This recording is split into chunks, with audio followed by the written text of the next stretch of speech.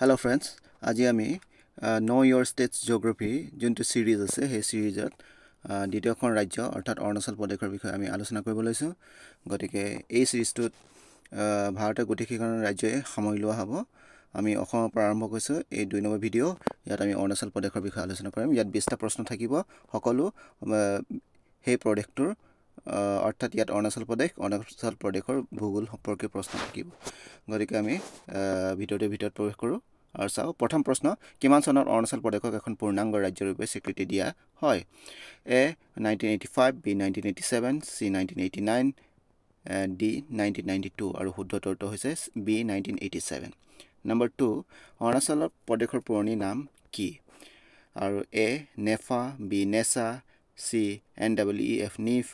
আৰু ডি উপৰে এটাও নহয় আৰু শুদ্ধ উত্তৰটো হৈছে A NEFA NEF North East Frontier agency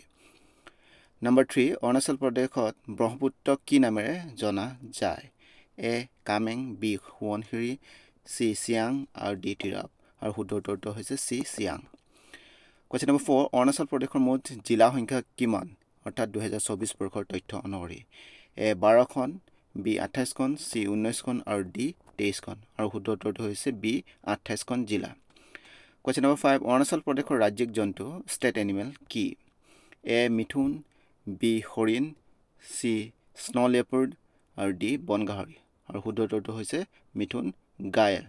Arunachal প্ৰদেশৰ ৰাজ্যিক জন্তু কোৱেশ্চন নম্বৰ 5 অৰুণাচল প্ৰদেশৰ ৰাজ্যিক পক্ষী কি অৰুণাচল প্ৰদেশৰ ৰাজ্যিক পক্ষী এ হগুন বি চিলনি সি ময়ূৰ আৰু ডি ধনেশ আৰু শুদ্ধ উত্তৰটো হৈছে ডি ধনেশ কোৱেশ্চন নম্বৰ 7 অৰুণাচল প্ৰদেশৰ চৰকাৰী ভাষা কি এ অসমীয়া বি মণিপুৰী সি ইংৰাজী আৰু ডি বাংলা আৰু শুদ্ধ উত্তৰটো হৈছে সি ইংৰাজী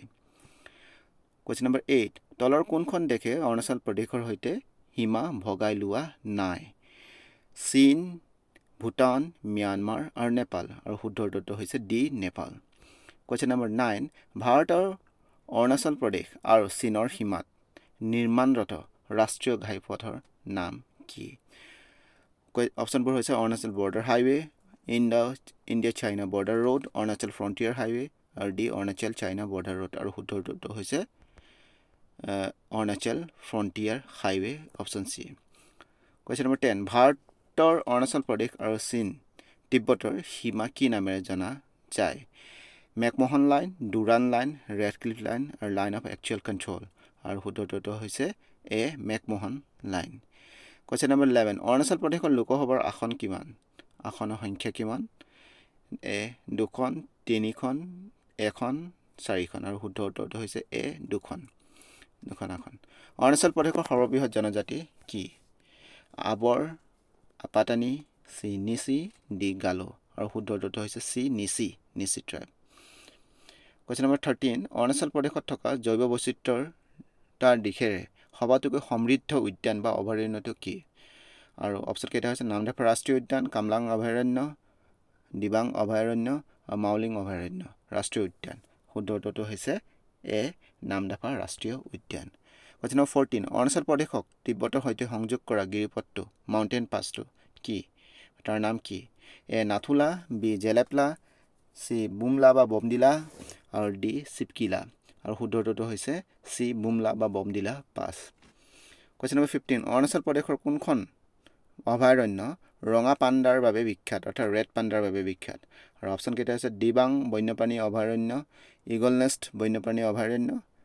ডেইং ইৰিং বন্যপ্ৰাণী অভয়াৰণ্য আৰু পাখুই বন্যপ্ৰাণী অভয়াৰণ্য আৰু শুদ্ধ উত্তৰটো হৈছে বি ইগল নেষ্ট বন্যপ্ৰাণী অভয়াৰণ্য কোৱেশ্চন নম্বৰ 16 ধান খেতিৰ বাবে উল্লেখযোগ্য অৰুণাচল প্ৰদেশৰ এখন উপত্যকা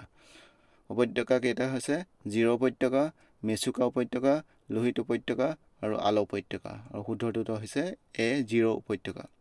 কোৱেশ্চন নম্বৰ 7 কোনখন নৈ অৰুণাচল প্ৰদেশৰ ৰাজধানী ইটানগৰৰ কাষেৰে বৈ গৈছে আৰু সেয়া হৈছে তিৰাপ চিয়াং ডিক্ৰং আৰু কামেং শুদ্ধ উত্তৰটো হৈছে চি ডিক্ৰং নৈ কোৱেশ্চন নম্বৰ 18 অৰুণাচল প্ৰদেশৰ উচ্চতম শৃংগটো কি গেৰিচন শৃংগ কাংটু শৃংগ গেছিলা শৃংগ আৰু দলমাণ্ড শুদ্ধ উত্তৰটো হৈছে কাংটু শৃংগ প্ৰায় 7000 মিটাৰ উচ্চতা অৰুণাচল প্ৰদেশৰ সৰ্ববৃহৎ জলবিদ্যুৎ প্ৰকল্পটো কি দিবাং বহুমুখী জলবিদ্যুৎ প্ৰকল্প, নামনি সোৱণশিৰি জলবিদ্যুৎ প্ৰকল্প, কপিলী জলবিদ্যুৎ প্ৰকল্প আৰু উমিয়াম জলবিদ্যুৎ প্ৰকল্প। আৰু শুদ্ধ উত্তৰটো হৈছে দিবাং বহুমুখী জলবিদ্যুৎ প্ৰকল্প। ভাৰতৰ বৃহত্তম বুদ্ধিষ্ট মনেষ্ট্ৰীটো ক'ত অৱস্থিত বা ক'ত অৱস্থিত আছে? পাছিঘাট, ইটানগৰ, বমডিলা, টাৱাং। আৰু শুদ্ধ উত্তৰটো হৈছে টাৱাং।